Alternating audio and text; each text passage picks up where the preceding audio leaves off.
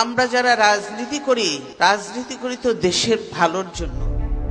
খালেদা জিয়া এক আপসী নেত্রী, 4 দশকের বেশি সময় মুখোমুখি হয়েছে নানা বাধা, দমন, পীড়নের, বরণ করতে হয়েছে কারাবাসও। তবুও ছিলেন অবিচল, শত ঝড় তুফানেও ছিলেন অটল।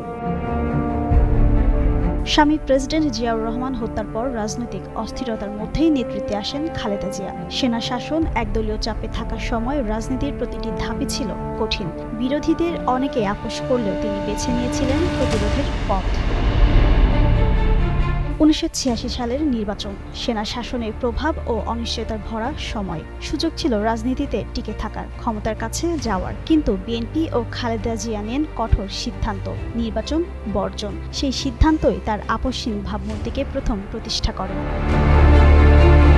1991 সালে ক্ষমতায় এসে পূর্ণ মেয়াদে শাসন করলেন খালেদা জিয়া। মেয়াদ শেষে দলীয় সরকারের অধীনে 1996 সালে নির্বাচন দেন। অনেক বিশ্লেষকের মতে এটি ছিল একটি রাজনৈতিক ভুল। কিন্তু তিনি যখন দেখলেন এই নির্বাচনের পক্ষে জনগণের সমর্থন নেই, তখন তিনি ক্ষমতা আঁকড়ে ধরে বসে থাকলেন না, ভুল শুধরে নিলেন। শান্তিপূর্ণভাবে ক্ষমতা ছেড়ে দিয়ে তত্ত্বাবধায়ক সরকারের অধীনে নতুন করে দিলেন নির্বাচন। 2014 বাংলাদেশের গুরুত্বপূর্ণ রাজনৈতিক বছর। তত্ত্বাবধায়ক সরকারের দাবিতে অটল ছিলেন খালেদা জিয়া। তিনি নিলেন কঠিন পথ, নির্বাচন বর্জনের সিদ্ধান্ত। আর এই সিদ্ধান্ত তাকে আরও দৃঢ়ভাবে আপসীন নেতৃত্বে পরিণত করে।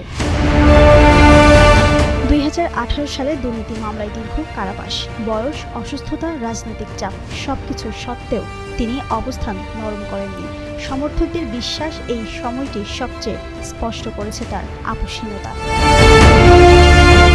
আপসীন নেত্রী, যে পরিচয় তৈরি হয়েছে ধারাবাহিক রাজনৈতিক সিদ্ধান্ত, আদর্শের স্থিরতা এবং মূল্য চুকিয়েও আপোষ না করার পথে। জিন্নাত আরা ঋতু, যুগান্তর নিউজ।